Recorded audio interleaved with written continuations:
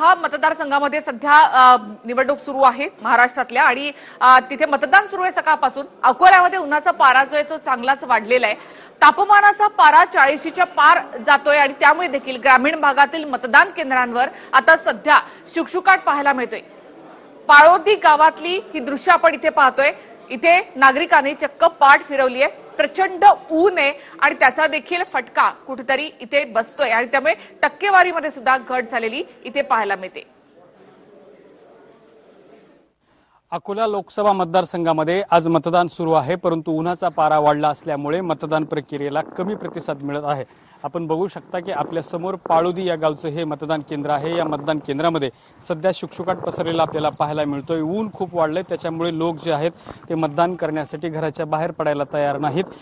त्यामुळे सुद्धा मतदान प्रक्रियेवरती परिणाम झालेला आहे। सकाळी खरं तर मतदान या मतदार केंद्रामध्ये भरपूर झालं, संध्याकाळून सुद्धा मतदान होण्याची शक्यता आहे, परंतु दुपारी 1 वाजल्यापासून मतदान प्रक्रिया खूप हळूहळू सुरू आहे, कारण नागरिक या ठिकाणी येत नाहीत उन्हामुळे। याच पाळोदी गावातले एक नागरिक आता आपल्या बरोबर आहेत। काका, काय सांगाल तुम्ही? खूपच शुकशुकाट पसरलाय, लोक दिसत नाहीयेत। बरोबर आहे, सकाळी मतदान होतं, आता उन्हामुळे लोक यायला मागेपुढे करतात, कारण उन्हाचा जो पारा आहे हा खूप वाढलेला आहे। त्याच्यामुळे बहुतेक 4-4:30 नंतर थोडासा अजून प्रभाव वाढेल असा अंदाज आहे। उन्हाचं तापमान आणखी वाढण्याची शक्यता आहे?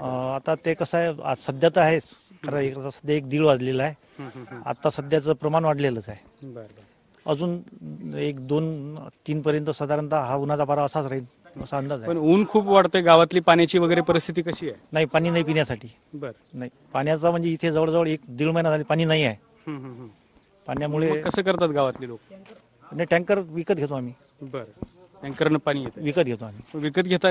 गव्हर्नमेंट टँकर पाठवत नाही का? नाही, गव्हर्नमेंटचे टँकर बंद आहेत ना। अच्छा, ते येत नाही? नाही, ते नाही। आणि उन्हामुळे हा सगळा परिणाम चालला? उन्हामुळे।